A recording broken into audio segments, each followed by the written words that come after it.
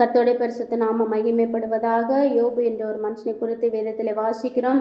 அவன் வாழ்ந்து சுகித்திருந்து செல்வ சீமானாய் காணப்பட்டான். ஒரு காலகட்டத்தில் எல்லாவற்றையும் இழந்து வியாதி கொண்டிருந்த ஒரு மனுஷனாய் அநேகரால் வெறுக்கப்பட்டவனாய் காணப்பட்டான். அந்த சூழ்நிலையில அவனுடைய நண்பன் ஒருவர் சொல்லுகிறார், 4ஆம் அதிகாரம் 4ஆம் வசனத்திலே, விழுகிறவனை உம்முடைய வார்த்தைகளால் நிற்க பண்ணி தள்ளாடுகிற முழங்கால்களை பலப்படுத்தினீர் என்று சொல்லி, அநேக விழுந்து போன மக்களை நீர் தூக்கினீர் அல்லவா, அநேக தள்ளாடுகிற முழங்கால்களை நீர் பலப்படுத்தினீர் அல்லவா, இப்பொழுது ஒன்றுமில்லாமல் இருக்கிறீரே, நீர் உயிரை விடக்கூடியதான ஒரு சூழ்நிலையில இருக்கிறீரே என்று சொல்லி அவர் சொல்லக்கூடியதாய் காணப்படுகிறது. ஆனால் நம்முடைய வாழ்க்கையிலும் கூட அநேக சூழ்நிலைகள், இப்படிப்பட்ட காரியங்கள் நம் வாழ்க்கையில நடந்திருக்கலாம்.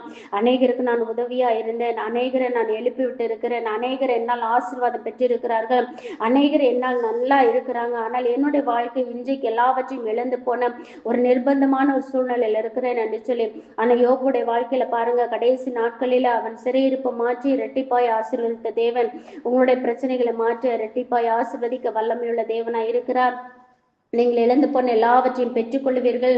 யோபுவை போல கர்த்தர் மேல விசுவாசமா இருங்க, தேவன் மேல நம்பிக்கையா இருங்க, அவரை உறுதியாய் பெற்றுக்கொள்ளுங்க. இழந்து போன எல்லாவற்றையும் பெற்று நீங்கள் ஆசீர்வாதமா இருக்க உங்களை வாழ்த்துகிறேன். God bless you.